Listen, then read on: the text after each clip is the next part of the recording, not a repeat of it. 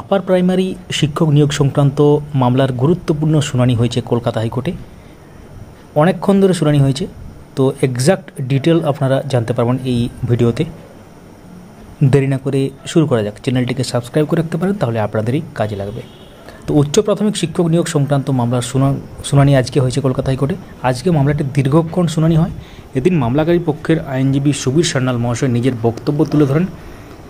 Reservation নিয়ে কথা বলতে গিয়ে তিনি বলেন, ইন্টারভিউর ক্ষেত্রে সংরক্ষিত চাকরি প্রার্থীরা জেনারেল শূন্যপদে ডাক পেতে পারেন না।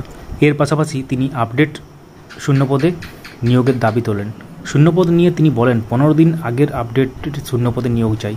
তো উচ্চ প্রাথমিক শিক্ষক নিয়োগ মামলার ফের শুনানি হচ্ছে 10ই জুলাই।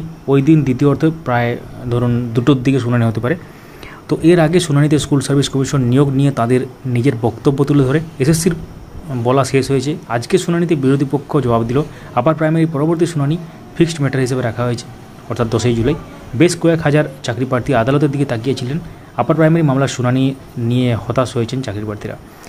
দীর্ঘ 10 বছরের নিয়োগ যন্ত্রণার অবসান কবে হবে, এই প্রশ্নের উত্তর খুঁজছেন তারা।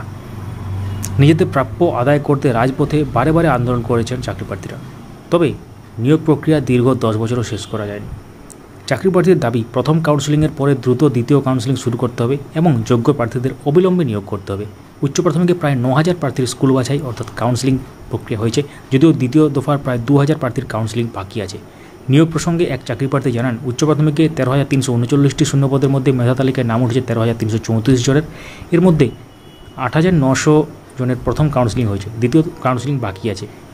তো আজকে যে মামলার যে শুনানি সেটা সম্পর্কে আপনারা আপডেট পেলেন, এবং পরবর্তী যে দিন ধার্য হয়েছে সেটা হচ্ছে 10ই জুলাই। 10ই জুলাই দ্বিতীয়ার্ধে এই শুনানি কিন্তু হবে। সমস্ত রকম আপডেটের জন্য আমাদের সঙ্গে যুক্ত থাকুন, চ্যানেলটিকে সাবস্ক্রাইব করে। Thank you so much for watching. মূল্যবান মতামত কমেন্টে লিখতে পারেন।